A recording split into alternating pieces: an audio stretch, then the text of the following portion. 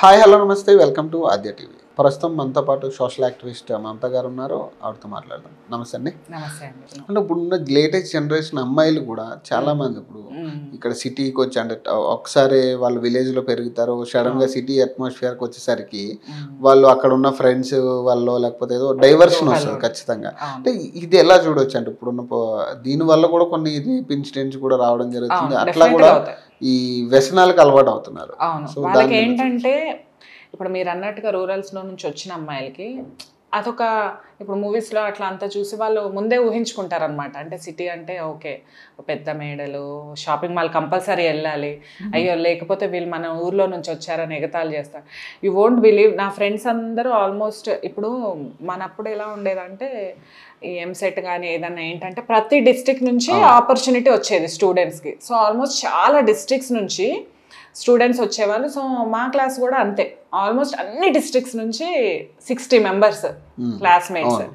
So వీళ్ళు ఎట్లా feel అయ్యే వాళ్ళనంటే ఒకవేళ మేము సిటీ కల్చర్లో లేకపోతే మమ్మల్ని ఊరు వాళ్ళ కింద లెక్కేస్తారు వీళ్ళు అనేసి.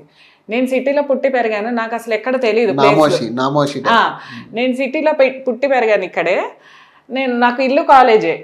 వాళ్ళని అడిగితే ప్రతి గల్లీ చెప్తారు ఎక్కడ ఏముంది, ఎక్కడ ఏది ఫేమస్.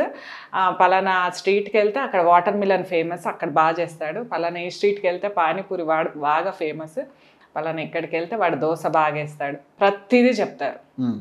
సో డోంట్ ఇట్లా మనం ఏదో ఇక్కడికి వచ్చేస్తే మనం ఏదో ఇలా క్రియేట్ చేసుకుంటారు ఇలా అనుకుంటారంటే నేనే ఒక పెద్ద ఎగ్జాంపుల్. అసలు నేను సిటీలో పుట్టి పెరిగా నాకు అసలు ఏమీ తెలియదు. ఇప్పటికీ almost I have cross 30 years దాటినా కూడా ఇన్ని సిటీస్ ఇంత ఉన్నా కూడా ఈ సిటీలో నేను ఇంకా ఇప్పటివరకు గోల్కొండ వెళ్ళలేదు, ఇప్పటివరకు వెళ్ళలేదు. బట్ మై ఫ్రెండ్స్ ఎవ్రీవన్ ఇప్పుడు కొత్తగా వచ్చి ఇప్పుడు ఇక్కడ నేర్చుకోవడానికి ఏదో స్టడీ అని చెప్పేసి కోర్సులు అని చెప్పేసి వచ్చేటోళ్ళు.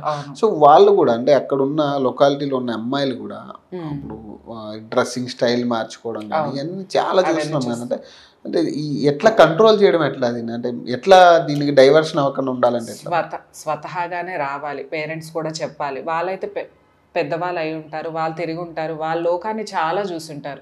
లేదమ్మా మన దగ్గరే కాదు సిటీలో అయినా కూడా పద్ధతిగా ఉంటారు అందరూ.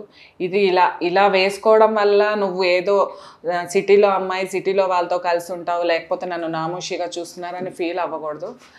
ఫస్ట్ అమ్మాయి ఎంత నీట్గా ఉంటే అంత గౌరవిస్తారు ఫస్ట్ ఆఫ్ ఆల్. ఈ వెస్ట్రన్ స్టైల్కి వెళ్ళడం వల్ల ఎవరికి ఏం గౌరవం వస్తుందని నేను ఊహించను. అది వాళ్ళే స్వతహాగా వాళ్ళకి ఇష్టమైతే వేసుకోవచ్చు, ఇష్టమై కూడా వేసుకోవద్దని నేను చెప్పట్లేదు. ఒకవేళ వెస్ట్రన్ కల్చర్లో వెళ్ళినా కూడా పద్ధతిగా ఉండొచ్చు. కాకపోతే ఇట్లా ఫీల్ అవ్వద్దు, నన్ను నామోషిగా ఏదో సిటీలో అమ్మాయిలు అనుకోరేమోలే నేను ఊరు నుంచి వచ్చాను అట్లా ఫీల్ అవ్వకూడదు. ఫీల్ అవ్వకుండా బోల్డ్గా ఉండి మనం కరెక్ట్గా ఉన్నన్ని రోజులు బోల్డ్గా ఉంటే సరిపోతుంది అంతే. అదే నేను చెప్పదలుచుకున్నాను. ఇంకోటండి ఈ రేప్ ఇన్సిడెంట్స్ కూడా మనం ఈ కాలంలో చాలా చూస్తున్నాం. అంటే ఇది వరకు ఒక ఏజ్ ఉండేది, అప్పుడు ఆ ఏజ్ లిమిట్ కూడా క్రాస్ చేసి చిన్న పసిపిల్లల దగ్గర నుంచి కూడా స్టార్ట్ అవుతుంది. అంటే దీనికి అసలు రీజన్ ఏంటంటే ఎందుకు ఇంత అంటే 6 months 6 years బేబీ కూడా ఉన్నారు రేప్ ఇన్సిడెంట్ గురైన. అంటే ఎందుకు అంత దిగజారిపోయి ఆ 6 months 6 years బేబీస్ ఇట్లా? దీనికైతే మెయిన్లీ టెక్నాలజీ అనే చెప్తాను నాకున్న అవగాహన వరకు మాత్రం. ఎందుకంటే ఏంటి ఇప్పుడు 14 years అయిన తర్వాత అడాలసెంట్స్, సో ఎదుగుతున్నారు పిల్లలు. ఇంతకు ముందు వరకు అంటే ఏమవుతుందో ఆ ఫీలింగ్స్ ఆ ఏజ్కున్నకి ఫీలింగ్స్ రావాలి వస్తాయి. ఎందుకంటే వాళ్ళు పెద్దగా అయ్యారు, అప్పుడే మెచ్యూరిటీ లెవెల్స్ వచ్చాయి వాళ్ళకి స్వతహాగా. సో అది కొత్త లోకం, కొత్తగా అనిపిస్తుంది వాళ్ళకి.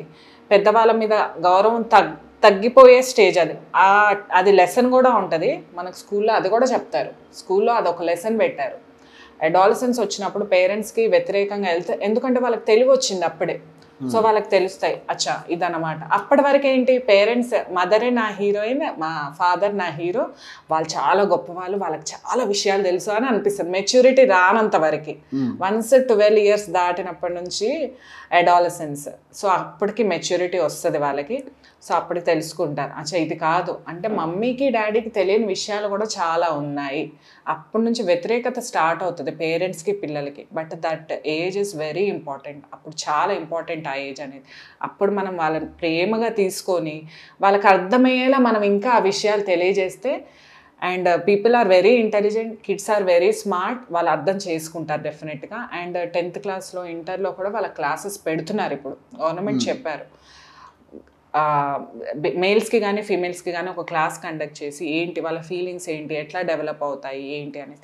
ఇది కనుక పేరెంట్స్ దాన్ని ఎంకరేజ్ చేసి, పేరెంట్స్ మొహమాట పడతారు డెఫినెట్గా చెప్పడానికి. సో మేల్స్కి అయితే ఫాదర్, ఫీమేల్స్కి అయితే ఆడపిల్లలకైతే మదర్. డెఫినెట్గా దీని గురించి ఆ గ్యాప్ని తగ్గించాలి. ఇక్కడ వ్యతిరేకత అనేది మొదలయ్యేసి మనం ఏంట్రా నువ్వు ఇలా చేస్తున్నావు అలా ఇలా చేస్తున్నావు అని పేరెంట్స్ అంటే మాత్రం వాళ్ళు డెఫినెట్గా ఇంకొకటి వెతుక్కుంటారు. ఎందుకంటే టెక్నాలజీ పెరిగింది ఇక్కడ, ఆల్ వెబ్సైట్స్ ఆర్ ఫ్రీ, ఇక్కడ ఫ్రీగా వాళ్ళకి దొరుకుతుంది.